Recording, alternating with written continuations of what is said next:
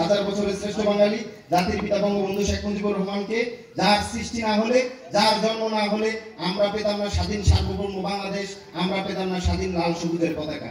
প্রিয় ভাইয়েরা, আমরা গর্বিত, আমরা এমন একজন নেতাকে পেয়েছি এই অঞ্চলের মন্ত্রী হিসেবে, আমাদের এমপি হিসেবে, যিনি বাংলাদেশের দায়িত্ব নিলে বাংলাদেশ উন্নয়নের ভাষে, যিনি বাংলাদেশের দায়িত্ব নিলে বাংলাদেশকে উন্নয়ন ত্বরান্বিত হয়, যিনি পরিকল্পনা মন্ত্রী হিসেবে দায়িত্ব নেওয়ার পরে বাংলাদেশের পরিকল্পনা মন্ত্রণালয় কি এই দেশের মানুষ জেনেছে, যিনি অর্থ মন্ত্রণালয়ের দায়িত্ব নেওয়ার পরে এই দেশের অর্থের রেভিডেন্স বেড়েছে, আমরা সেই এলাকার বাসিন্দা হিসেবে আমরা গর্ববোধ করি। প্রিয় ভাইরা, আজকে আমাদের এই সম্মেলন স্থলে যিনি উপস্থিত হয়েছেন আমাদের সদর দক্ষিণ উপজেলা আওয়ামী লীগের সভাপতি এবং কুমিল্লা দক্ষিণ জেলা আওয়ামী লীগের সংগ্রামী সহসভাপতি এবং এই উপজেলার 3 বারের সফল চেয়ারম্যান জনাব গোলাম সারোয়ার ভাই, যার কথা না বললেই নয়, যিনি প্রতিনিয়ত এই অঞ্চলের সংগঠনকে কিভাবে ত্বরান্বিত করা যায়, সংগঠনকে কিভাবে শক্তিশালী করা যায় সেই লক্ষ্যে কাজ করছেন। আমি আমার এই এলাকার সংগঠনের বিষয়ে এই আজকের এই যুবলীগের সম্মেলনের ব্যাপারে আমি শুধু একটি প্রস্তাব করব। প্রিয় নেতারা অনেকে রয়েছেন, সবার নাম অ্যাড্রেস করলাম না যেহেতু সময় স্বল্পতার কারণে। আমি আমার প্রস্তাব হচ্ছে, যেহেতু আমি এই এলাকার সন্তান, এই এলাকার ছেলে, আমি মনে করি যুবলীগের কমিটি যদি শক্তিশালী হয়, আমাদের সংগঠন শক্তিশালী হবে, রোডাস্ট আমাদের হাত শক্তিশালী হবে।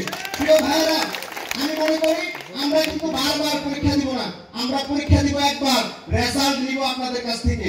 আজকে আপনারা যারা মঞ্চে বসে আছে, আপনারা হচ্ছেন আমাদের রাজনীতির শিক্ষক, আমরা হচ্ছি আপনাদের ছাত্র।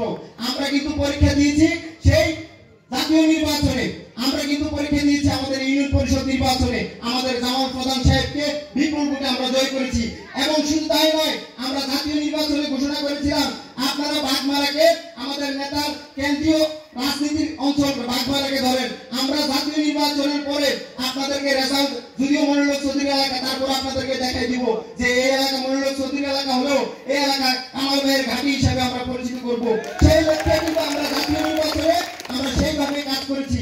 প্রিয় নেতারা, আজকের এই কমিটির সিদ্ধান্ত, আপনারা জাতীয় নির্বাচনে প্রত্যেক কেন্দ্রে কে কি ভূমিকা পালন করেছে সেই আলোকে আপনারা নেতা নির্বাচন করবেন। কোনো ভোটাভুটি হবে না, আর কোনো পরীক্ষা হবে না। আজকের এই পরীক্ষা, আজকে হচ্ছে আমরা রেজাল্ট নিব জাতীয় নির্বাচনে কে ভালো কাজ করেছে, কে কম কাজ করেছে, কে বেশি কাজ করেছে। যে বেশি কাজ করেছে সে সংগঠনের দায়িত্বশীল নেতা হবে, যে কম কাজ করেছে সে পর্যায়ক্রমে আমারও কাজ থেকে আরো বড় নেতা হবে। এই প্রত্যাশা